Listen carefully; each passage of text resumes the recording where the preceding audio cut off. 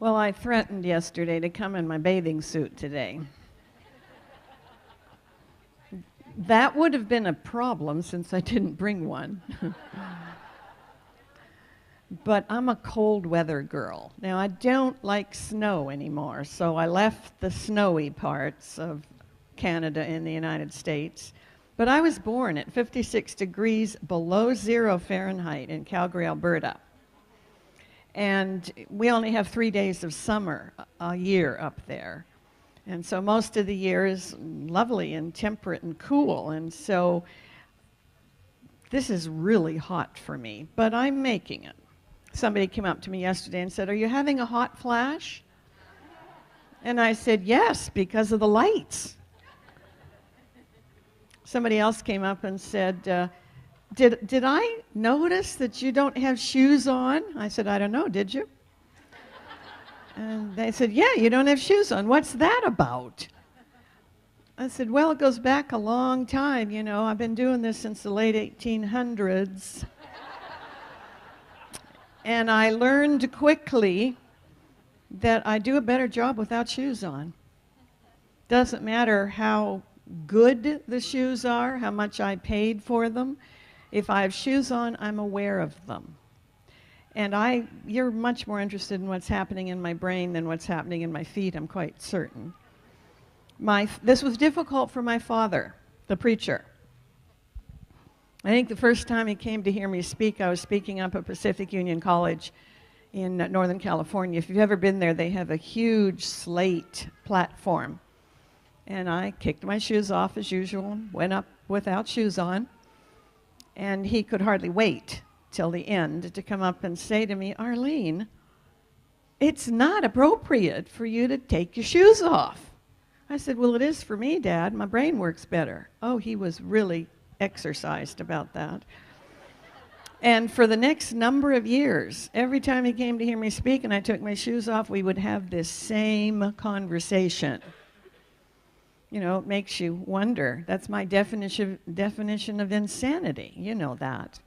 You keep doing the same thing, hoping for a different outcome. So this went on, I'd say, for 10 or 11 years. And one Sunday morning, I woke up really early. I am not a morning person. I will be half done this morning with my presentation before I even wake up. I've made many presentations and have no idea what I said. I woke up Sunday morning and I suddenly knew exactly the reason it was fine for me to take my shoes off when I lectured. So I called up my father, and it must have been like 5 o'clock in the morning. I said, "Good morning, Dad." And he goes, "Arlene, what's wrong? You never are awake at this time of the morning. Something terrible must have happened." And I said, "No, Dad, I just woke up this morning and I knew that it's perfectly okay for me to take my shoes off anytime, anywhere." Pause. "Really?" I said, "Yes, it's scriptural." "Really?" "Yeah. God told Moses to take his shoes off. Good enough for Moses, good enough for me." We didn't have the conversation anymore. So yes, my shoes are off. All right, let's get ready to talk about your marvelous brain. We'll do a set of brain benders. Before we jump into that, just let me give you a few basics in case you don't know this. Your brain is about the size of your two fists put together.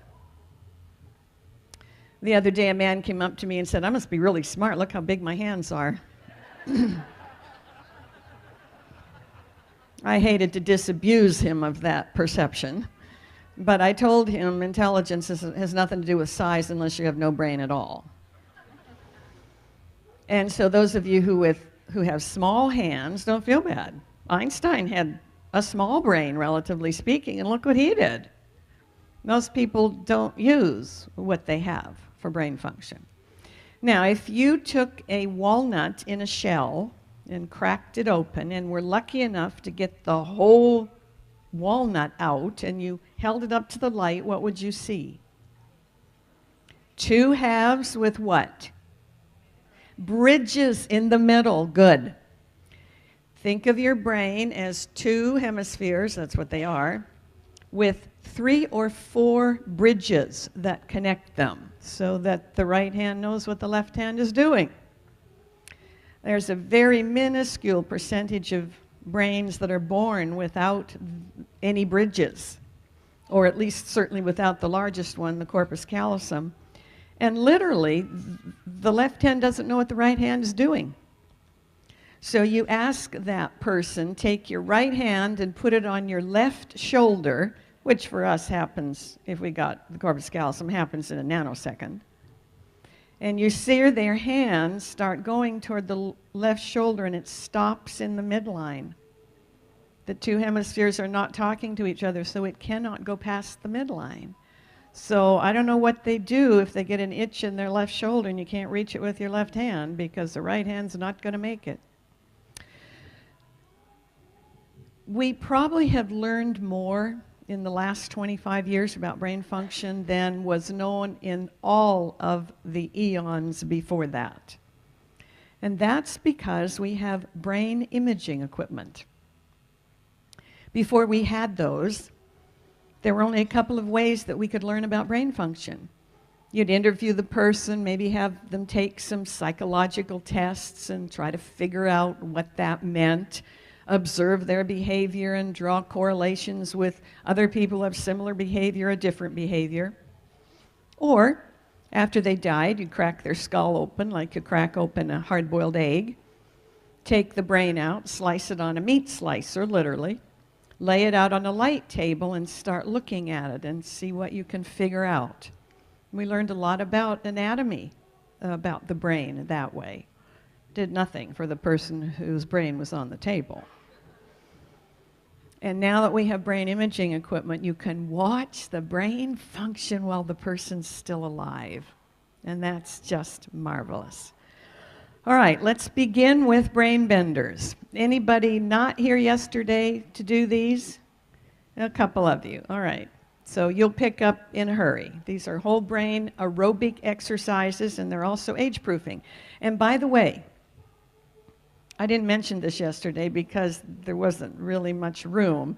There's a little more room today. So if you find yourself with your mind wandering, it couldn't, of course, be anything to do with what I'm saying. But if you find your mind wandering, get up at any time and stand anywhere around the periphery. Now, here's the research. 50% of brains in the studies that have been done learn best, if they learn at all, when their bodies are standing and able to move. Now, if this is a bell curve, half of you learn best when you're standing. And the first symptom for somebody who learns best when they're standing and they are sitting is their mind starts to wander and then they fall asleep. So if that's the kind of brain you've got, get up and move.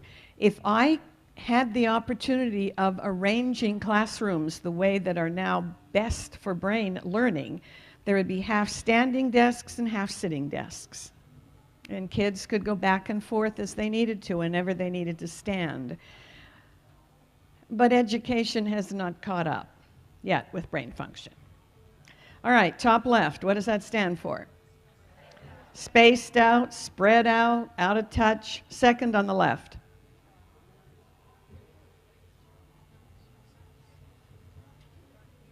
Chinese checkers. And that was the only one I had thought of until I was lecturing in Singapore last fall, and somebody said, oh, any reason that couldn't be check on the Chinese? No reason whatsoever. Third on the left, a word in a word. Remember, brain doesn't care if letters go forwards or backwards. The letters are in order, so it can't be worth. Towel is one of the words. What's the other one? Throw in the towel. Good job. Do you all see that? Bottom left.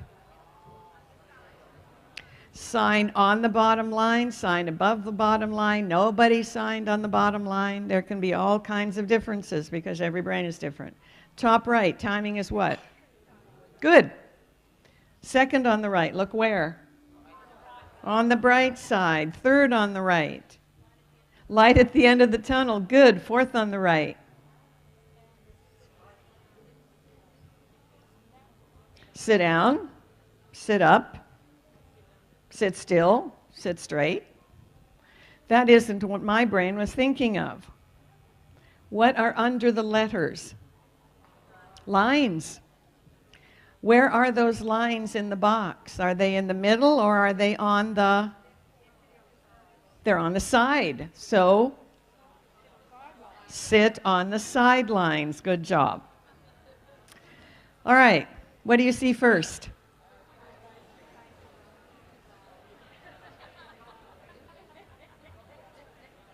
Who saw two profiles first?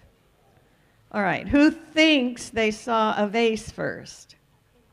All right. There is no vase there. All that's there are cutouts of a profile, but your left hemisphere always wants to make sense of things, and it will come up with reasons that don't even exist.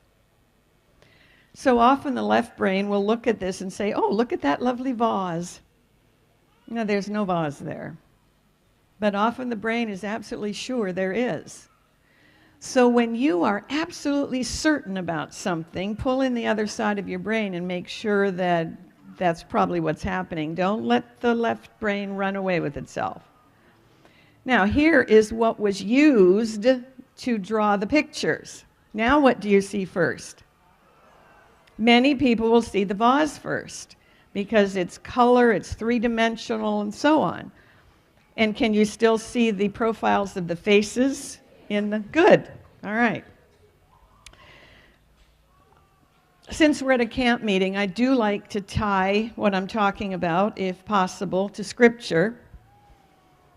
And one of my favorite is in Psalms because we are fearfully and wonderfully made. Researchers and scientists believe the brain is the most amazing organ in the entire universe. And then the book of Daniel. Many will go here and there to increase knowledge, and that's exactly what we're doing now. You came here to learn something.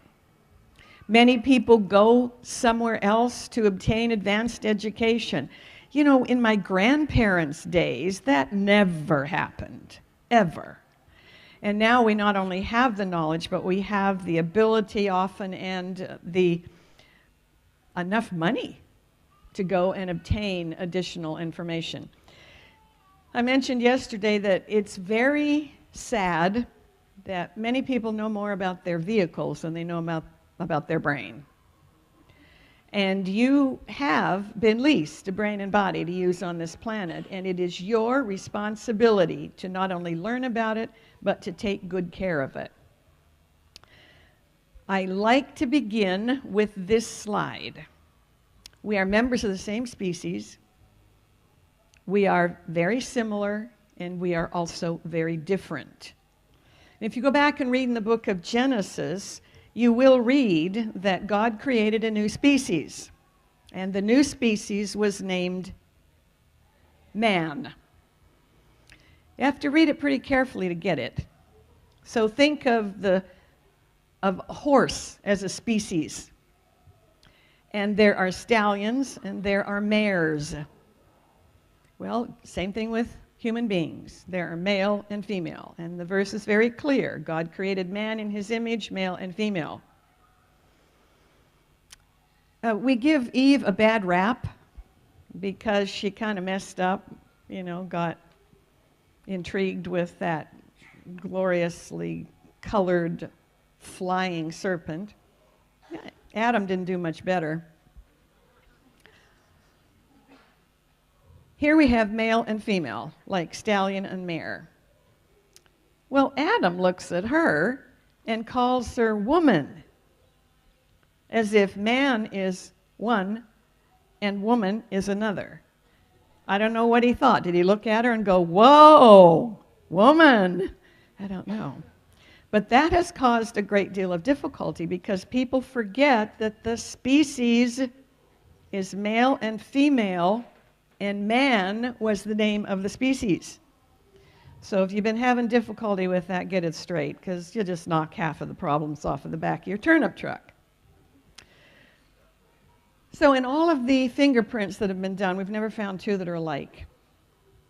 In the same way, in all of the brain imaging that has been done, we've never found two brains that were identical in function or perception, even the brains of identical twins. And what's even more fascinating to me is when you look at the 4 chunks of tissue that create the gray matter, cerebrum, you'll find in the brain scans that similar functions are found in each of those 4 divisions, but not always in exactly the same place in that division. So for example, in this frontal left division behind your left eye, there's a place called Brocaux's area, named after Paul Brocaugh, who figured out long before we had brain imaging equipment that if you're speaking aloud, the part of the brain that lets you do that is located up here behind your left frontal lobe. I don't know how he did that. People sometimes make amazing leaps. Galileo, for example. Nope, I didn't know him personally either. But I'm told that everybody at that time believed that the world was flat, and he said, no, the world is round. And what happened? Man, he got disfellowshipped from the church, kicked him right out, crossed his name out of the book, put him on house arrest. He was lucky he didn't get killed. And while he was on house arrest, somebody invented the telescope. And what did they discover? The world is round. So be careful about discounting emerging information too quickly. So Paul Brocaugh said, verbal spoken language is in the frontal left lobe. It is in every brain that I know of that has been scanned. But it's never in exactly the same place. In one brain, it'll be closer to the midline, another toward the top or the bottom or the outside edge. It's up there in the same chunk, but not exactly in the same place. Each brain solves problems in different ways. They activate slightly different regions when recalling information. Now, the justice system thought that brain scans were going to be absolutely marvelous because you could take a brain scan of a person who was accused of a crime, ask them whether they did it or not, and based on what cells started lighting up in the brain, they would get some idea if they were telling the truth or not. It's not that simple, because some of the time the brain will light up in one area, another time in another person it'll light up in a slightly different area, so how are you sure which area is telling you what? But we may get better at that. So what's the practical application? Because a brain fact is just a brain fact unless you apply it. So first of all, stop expecting another brain to ever understand yours. Period. You don't even understand your own brain. Because if you did, you would be consistently successful, because all the secrets of success are loaded in your brain. And secondly, you remember the Apostle Paul in the New Testament talks about avoiding foolish argument and meaningless controversy. Stop it. We talked yesterday about how that stresses brain function. It's unhelpful to relationships as well. So when you clearly understand that all you have is your brain's opinion and all some other brain has is its brain's opinion, it's absolutely dysfunctional to argue about opinions. Even if you believe yours is based on good, solid evidence, stop with the arguing. My father, who was English, used to say, the brain, convinced against its will, is what? Is of the same opinion still. Good. Having said that, the more you know about brain function, the more you can use yours by design. So you will see up in the top left corner a cutaway of a real brain. Had some resin put on it. I put it on a scanner and took a picture of it. And you can see different parts. You can see that top outside rind on the watermelon. That's the gray matter, cortex, cerebrum. You can see the middle part, which is the mammalian layer. All mammals have it. And then you can see the brainstem and the cerebellum, which is often called the reptilian layer because that's all reptiles have. The drawing is of that top layer. So you can see there are the two hemispheres. Natural fissure down the middle. Natural fissure in each side. And each one of those chunks helps us do different things. That left frontal lobe helps us set goals and achieve them, plan. The right frontal lobe helps us to see the big picture and to be innovative.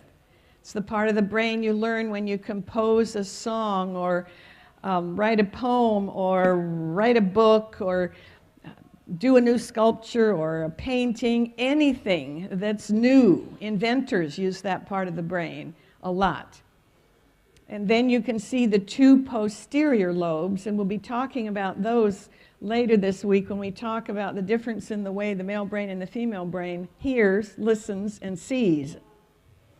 Because that, in those two posterior layers, are where you decode almost all sensory data. Two occipital lobes at the bottom, where you decode what comes in through sight. And the cells in the retina of the male brain are pretty different from the cells in the retina of a female brain. Two temporal lobes, one on either side, that decode sounds and speech. And two parietal lobes that decode everything else but odors. Odors are decoded in that middle mammalian layer, which is also where emotional impulses arise. So that if you have a memory connected to an odor, and you smell that odor, you will instantly be at that memory, good, bad, or indifferent. So as I mentioned, functions are pretty consistently grouped in those divisions, although they may not be in exactly the same place in each brain. So I pulled apart the two hemispheres in this drawing so that you can see there are bridges. And we now know, for example, that some people on this planet are very fast at naming things. They see something or they're asked a question and instantly they've got the label. Other people may come up with it, but it takes a whole lot longer. That has nothing to do with intelligence. It has to do with which lane on that corpus callosum highway the person tends to favor. So people who name quickly use one part of that highway, and people who name more slowly, if I can find the label at all, use a different part of that bridge. Until the brain matures, it's always at risk for shorting out. And those highways have to be paved, just like you'd have a dirt road and you need to pave them. What's the reason for paving?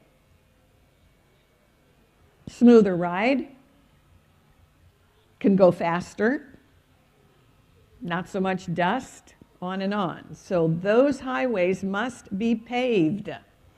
They're paved with something called myelin, which is the brain's asphalt. Or if you want to think fiber optics, it's the stuff that's wrapped around the wires to increase the speed at which information travels. That is not done in the average brain until about age 20 or 21. So when I'm talking to young people, I always want to know how old they are. Because sometimes these kids come up, especially young men, and they look all grown up. And then they open their mouths. Well, girls too, for that matter, and I'm going, oops, I think I need to ask them how old they are.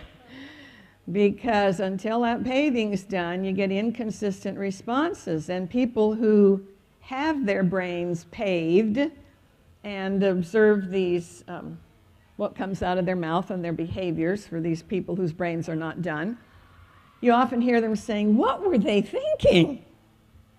Well, they weren't. They hit a spot of gravel, folks. They shorted out.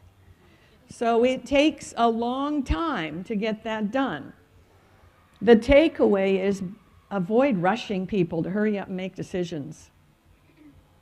Decisions you make before that paving is done will likely not work for you when the paving is done. And that's the good news. One of my girlfriends got married when she was 15. By the time she was 19, she had 3 children. Was her corpus callosum paved? No. And I remember when she was about 25, she called me on the phone and she goes, "Honestly, Arlene, something's wrong here." I said, "What happened?" She says, "I woke up this morning and I looked around and I said to myself, what are all these people doing in my house?" Because if I was making the decision now, none of them would be here, not even the dog. So when we push, and society pushes kids to do things before their brains are done, and then they sometimes spend a lifetime trying to recover from that. And there can be 2 or 3 years difference between brains and how fast this process is done. So in some people, maybe the corpus callosum is pretty well paved by age 18. In others, it may not be done till age 23 or 24 because there's this whole range. Every brain matures differently. So when we try to hold kids accountable, which we need to do, but we need to be careful what we're holding them accountable for, because they need to be held accountable for the functions that can be used effectively because the brain is more developed. And often we don't hold them accountable when we need to for things that their brains are developed to do, and we certainly hold them accountable for things their brains are not developed to do. And then you wonder about their parents' brains. We know that it takes, on average, 1.5 years longer or more for the male brain to develop. That is not because that male brain is dumb, as some people have suspected. It's because more has to happen to turn that brain from the default position into what we call a systemizing male brain. And one of those things is that you guys get a set of binoculars behind your eyes. I purpose to avoid being envious, but it'd be really nice to have a set of binoculars. You know, when you talk to the California Highway Patrol and you talk about male-female differences, I have so much fun with them. We were talking about this one morning, and one of the captains said, "Well, you know, you're absolutely right, Dr. Taylor. You know, a man can be driving down the freeway, 4 lanes, see the exit sign, move across those 4 lanes without causing an accident, and make the exit. You have a female driving in that same position, sees the exit, and that brain goes, oops, can't get over. Ooh, I'll have to take the next exit and go around." And so the CHP jokes that women spend a whole lot more time on the road. Everything you hear, everything you say, everything you read, everything you think creates pictures in your brain. The brain converts everything to pictures. It's really important to speak and think positively. You know, the New Testament is very clear about that. You remember the list of things that the Apostle Paul gave us to think about. Do you remember that scripture? Tell me how many negative things are listed. Like none. So we need to learn to speak positively. The problem is, well, there are no functional families, unfortunately, but there are degrees of dysfunction. So in a mildly dysfunctional family, the kids usually were given, 9 or 10 negative instructions for every positive. In an outright dysfunctional family, you're talking 30, 40, 50, 60, and maybe never any positives. Now, positives are a one-step process, so it's so easy for the brain to create the picture and follow it. There's nothing to convert. And that's the reason that you have the recommendation that affirmation, speaking, thinking positively, is the programming language of the brain. Because it's so easy. You're speaking to it in its native brain language, if you will. Anytime you use a negative, it's a two-step process and is relatively ineffective. So here's that picture of the brain up in the left-hand corner, and I just took it, printed off a picture, took my scissors and cut it apart so that you could see the three layers, first, second, and third. First layer is that reptilian layer. Second layer is the mammalian layer. And the third layer is the neocortex or gray matter. Now, obviously, I hit the wrong button, so just give me a second. There we go. So the brain creates pictures, puts them in working memory, and those first and second layers don't use language, but they perceive the pictures. And here's the problem. When a picture pops up, they might start following that picture and miss the fact that there was a don't in front of it, and so never convert that picture to something else. Or if they do, they convert it inaccurately and avoid doing what we told them to do, and then what do? We punish them on top of it. When we probably gave incorrect instructions. So, for example, if I told that kid once, I said it 1,000,000 times, don't stand near the edge. So what's the first picture? Standing near the edge. And if the brain did pick up the don't and was able to convert it, so much the better, except they've probably already fallen off the edge by then. And therefore, I believe it is our responsibility, if we think our brains are done, to speak in a way that quickly translates in the brains of somebody who's isn't done yet. So here's an example in my life. This is not about blame. You know, blame is just trying to displace some of your own discomfort off on somebody else. It never helps. From the time I can remember, my parents said this to me: don't get married before you graduate. Okay, what are the sequence of pictures? What's the first picture? Getting married, and the second picture is graduating. Okay, so I followed the first picture and could not understand the reason they were underwhelmed. If they had said to me, graduate before you get married, can you perceive the difference in the pictures? Now, which is the first picture? Yeah, graduating first. I just might have done it. The research shows that nothing is 100%, but over and over and over again, the number 85% pops up. So if you've got an 85% increased risk of having your directions followed by stating it positively, do it. You want always to tell your brain what you want to have happen and never talk about what you don't want to have happen, if you can possibly avoid it. So when you say to the child, don't touch the stove, is that a positive or negative instruction? Negative. How would you phrase that positively? Keep your hand away from the stove. Good. It's going to take some thought if you grew up in a home where you were always told don't, but it's absolutely possible to do. My tongue is a couple of inches shorter than it used to be, because the only way I managed to do this was bite my tongue every time I started to say don't. But if I can get there, you can get there. And this is brand new research. We already knew that you want to talk as if the behavior is already happening. It's a done deal. Because if you say, I'm going to develop an exercise program, your brain goes, really?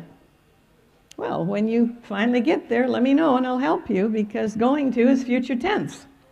so it doesn't get on board. But if you say, you are exercising, the brain goes, oh, I didn't realize that. Okay, let me help you. And the newest research is to speak to yourself in a third-person pronoun. You do, you can, so on. Because your brain and your mind are two different entities. Yes, they collaborate, but they're different entities. And researchers don't even know how this is happening. The physical mind, the physical brain, somehow creates a mind. And then that mind that was created by the physical brain can somehow impact the physical brain. Go figure. Think of it this way. Because we now have vehicles, cars and trucks and all that stuff, we have traffic on a road. But the level of traffic can impede the vehicles. So we don't know what's going on in the brain. It's just absolutely fascinating. Become aware of the thoughts you're thinking, because unless you become aware of them, you can't do anything about them. So if you become aware of a negative thought, like, I am so stupid, then immediately say to yourself, oops, there goes that unhelpful thought again. I'm capable, I'm bright, I'm studying, I'm improving. Only phrase it in you, which I'm still learning to do, because for years I said I, so do it in you, but that will make a huge difference. Now, let's talk a little bit about neurons, and then we'll talk about electromagnetic energy. I'm sure that you know that you've got lots of brain neurons. 100 billion, give or take a few. Now you've got another billion in your spinal cord, and of course that in your brainstem, which of course connects to your spinal cord. So between the two of them. And these brain neurons form the basis for your IQ. Here's what, and new research suggests that you get your IQ potential from your opposite gender parent. That's always a fun thing to talk about. So girls would get their IQ potential from their fathers, and boys would get their IQ potential from their mothers. And before any of you faint, this has nothing to do with whether the person did anything intellectual or educational with their IQ. You inherit a potential, and seems that one doesn't cross over. You get lots of things from both parents, but probably get your IQ from your opposite gender parent. Now, neurons. Think of your hand as a neuron. The cell body, the palm of your hands, the cell body. Your thumb represents that axon, that largest projection that leaves the neuron, and can be 3 meters long, you know, going from your head down to the end of your toe if you're a really tall person. And then you've got lots of fingers, and the more fingers you have, the easier it is to connect with different parts of the brain, and probably the smarter you are. Here's the bad news. Neurons in your brain, certainly in that third layer, don't divide. You pretty much have the neurons that you had when you came out the chute. Unfortunately, if you made choices for behaviors that negatively impacted those neurons, you've still got those neurons. We know that we can grow some new neurons, but usually that's in the first couple of layers. So be really careful about taking care of those neurons, because what you got is what you got, and they need to last a long time. Researchers believe they're arranged in your brain in fields of about 1 million neurons per field. Lots of fields. And all the neurons in one field are vibrating at the same frequency. They act like radio transmitters. They send and register that same frequency. That's been really helpful for me, because as a preacher's kid growing up, I was taught that I needed to love everybody. Okay, well, I can love everybody in a Christ-like sense, but that doesn't mean I'm going to like them. And that was hard for me, because I thought when you loved everybody, that meant you were supposed to like them too. No, it doesn't.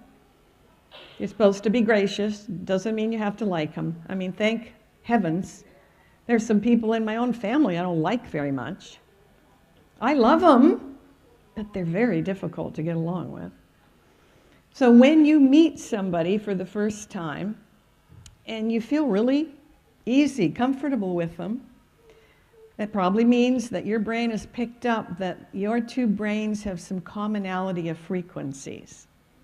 And that can be a good basis for developing a relationship.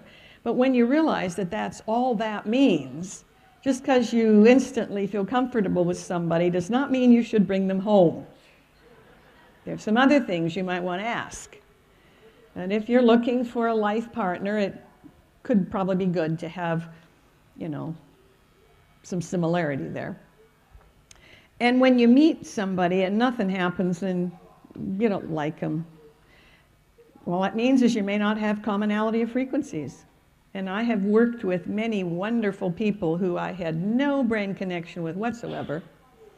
But as I learned to appreciate their qualities, we became really good colleagues. So remember that. Now, your heart neurons. Tell me you know your heart is filled with neurons. Oops.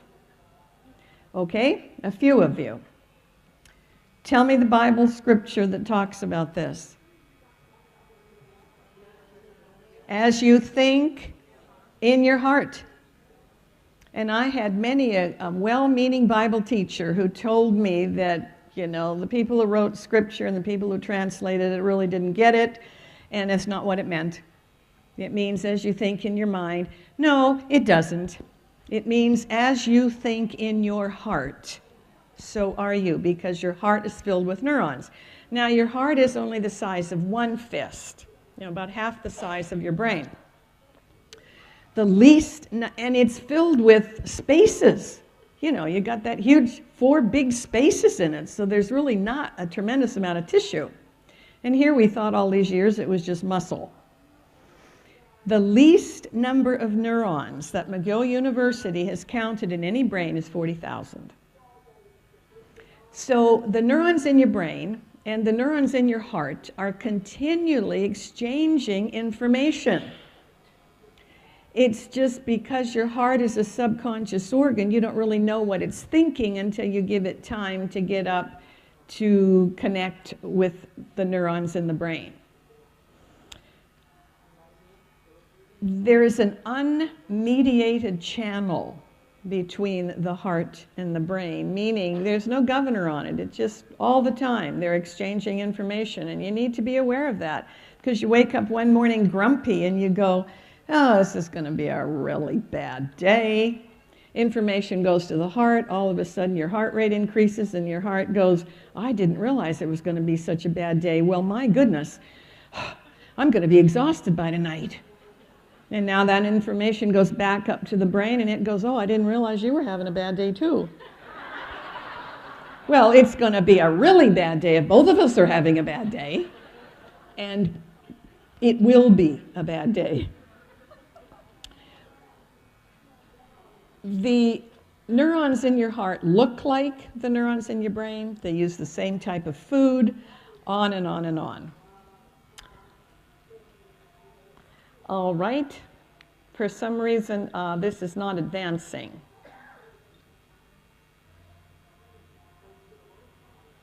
Help, Asava.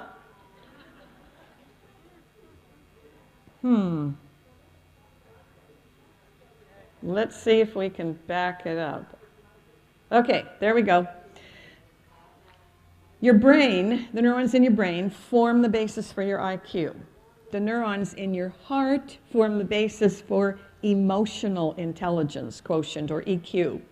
And we'll talk about that, I believe, on Wednesday, because your EQ, which is not inherited, it's developed, accounts for more than 80% of your success in life.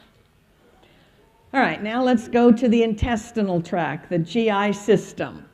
And it is filled with neurons. How many of you knew that? A couple of you, good job. least 1 million neurons, like your brainstem and spinal cord. However, it also contains 90% of all the serotonin in your entire system. What does serotonin do? Help you not be depressed. Help you sleep. It contains 50% of all the dopamine in your entire system. What does dopamine help you do? Feel better. Doesn't necessarily make you feel good, it just makes you feel better than you were feeling before. The enteric system has more than 30 of the approximate 60 plus neurotransmitters, contains them, and they're mostly identical to the ones that are in the brain. So now some researchers are calling your GI system the second brain, because it's got more of some of the neurotransmitters than even your brain does. So it's no surprise, or should be no surprise, that if you have an upset stomach, you often get a headache. All the neurons in there are unhappy with what you ate. If you have upset emotions, especially the protective emotions, anger, fear, sadness, then you often have a GI upset. Nausea, vomiting, diarrhea, constipation, all due to neurons. If you have too much serotonin, then you can have nausea and vomiting as well. And some are beginning to call irritable bowel syndrome an enteric neuropathy. The neurons in the GI system are not happy. One of the most interesting types of studies, to me anyway, are white blood cell studies that have been done, where you give a person a swab and you ask them to get a sample of white cells on the end of that swab from their cheek, from their facial cheek. And then you put the swab in a test tube and you hook it up to the kind of equipment that you use if you were getting an electroencephalogram of the brain function. All right, so you've got this in the lab. Now you take the person who donated their white blood cells and you take them far away. First of all, it started just in another room in the laboratory, and then it was 5 kilometers away. And the latest study that I know of that was done, the person's 25 kilometers away from their white blood cells in the test tube. Now, they asked the person to remember a time when they were so angry and see if they can replicate those feelings of anger. And then they asked them, now think of a time when you were really scared and see if you can feel that same way. 25 kilometers away from the lab, the people in the lab are watching what's happening to those white blood cells in the test tube. And when the person is experiencing anger and fear, guess what? Those white blood cells are flying all around the tube. They are upset. Imagine what happens to all of those white blood cells in your own body when you allow yourself to be in a state of anger or a state of fear. Look what happens when they're 25 kilometers away from you. That's enough to give anybody pause. And researchers think the communication may be by electromagnetic energy. So let's finish up talking about that. Some people get really scared of this. Please avoid getting scared. It is just so wonderful. So M energy, that we call it for short, it's a form of radiation energy, very much like the rays of the sun. And it is generated probably by all neurons anywhere in the body. But the research has been done on neurons in the brain and neurons in the heart. And as long as you are alive and those neurons are alive, you are generating electromagnetic energy. Here's what's absolutely fascinating to me. There's a difference in the strength of that M energy when you compare the heart neurons to the brain neurons. You can measure both of them. But when you are measuring the M energy that comes out of the heart neurons, it's up to 15,000 times stronger than the M energy that is put out by brain neurons. This energy forms a field around your body that we can measure right now out to about 15 feet. It's most intense, of course, within about the first 3 feet, but we can measure it out to 15 feet. Lots of types of equipment can do this. New Agers refer to this field as an aura. It's just electromagnetic energy. So some people get really nervous about that because they don't want to be associated with New Age theology. Well, just because New Agers got it sooner than other people doesn't have anything to do with electromagnetic energy being associated with New Age theology. Those of you who have studied Ellen G. White's writing know that she talks about a band of light that surrounded the bodies of Adam and Eve. And when they left the Garden of Eden, our ability to see that diminished. You can still see it when you take a picture of it. And it will be different for different people. It's so much fun to look at those. I remember one time I was looking at one and it was about a foot wide, beautiful sun yellow color of light. And the researcher said, oh, that person's having a good day. And then we looked at one where there was about a 2-inch compressed, really dark light around the person. And the researcher says, oops, something's not going well with that person. So here's the current research. You control whether you put out positive or negative electromagnetic energy. And you do that solely by whether or not you are thinking, speaking, acting positively. Positive mindset puts out positive energy, negative mindset puts out negative energy. One of the most fascinating research pieces for me was when they have taken 2 people. So far they've only done it with people who love each other, husband and wife, girlfriend, boyfriend, parent and child. So they'll put person A over on one side of the laboratory, hook them up to instrumentation so they can get a pattern of the brain's M energy and a pattern of the heart's M energy. And they'll get 2 different patterns. Person B on the other side of the lab, they do the very same thing too, and they get 2 different patterns, one for the brain and one for the heart.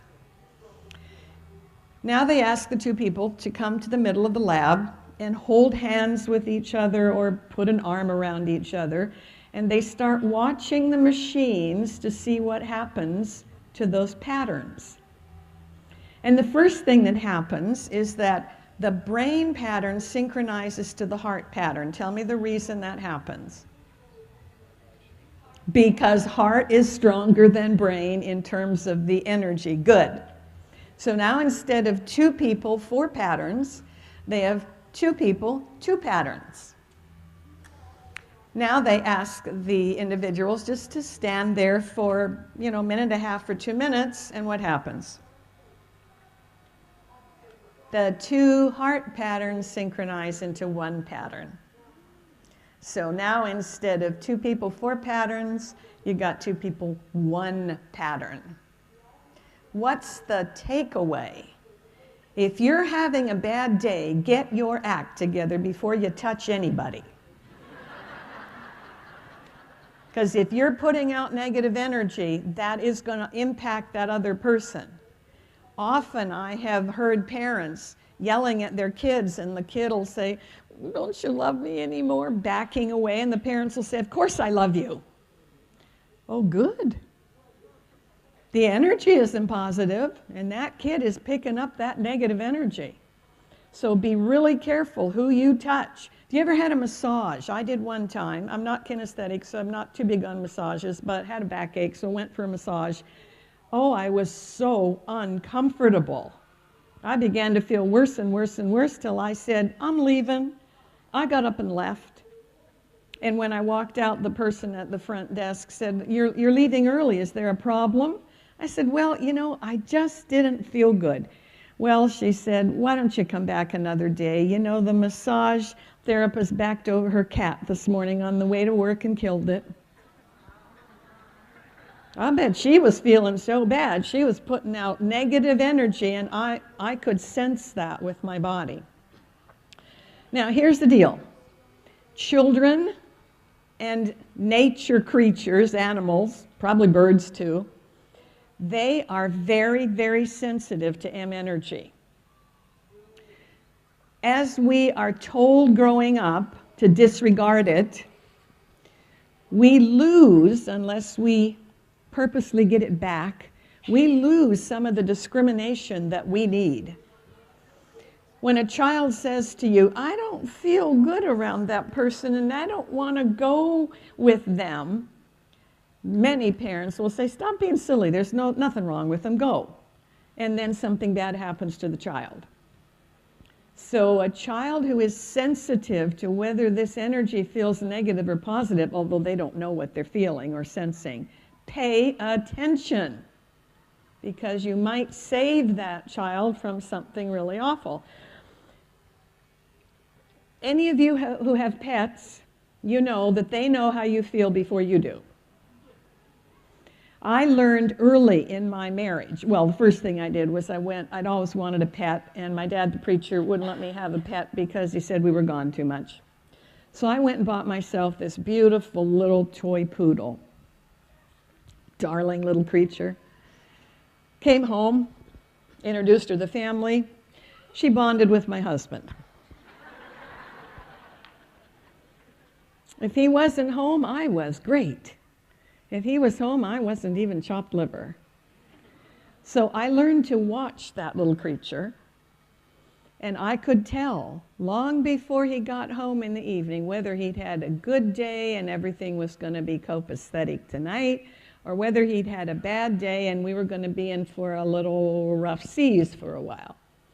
So if I saw her over at the garage door 15, 20 minutes before he got home, which means that's probably before he even left the office.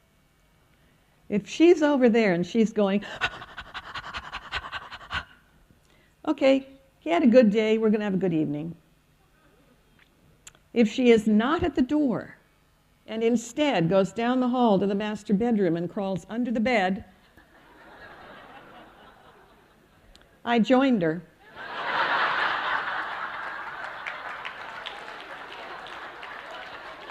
And I would watch her.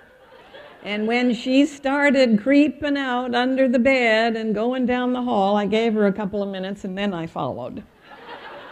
So this is real, and we have totally discounted it.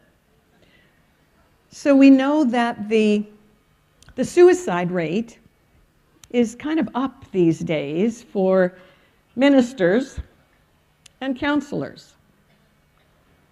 And there's some conjecture that that's because most of the people who come to talk to them are angry about something. They don't like the color of the carpet, or whatever, or they don't like this person.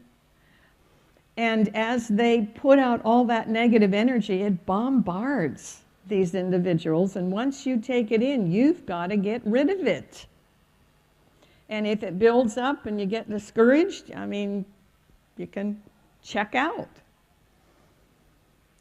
So I encourage everybody, if you come in the presence of what appears to be or feels like negative energy and you just don't feel good, you come in and sit down in a building, feel a little discomfortable, you get up, move to another seat, feel fine.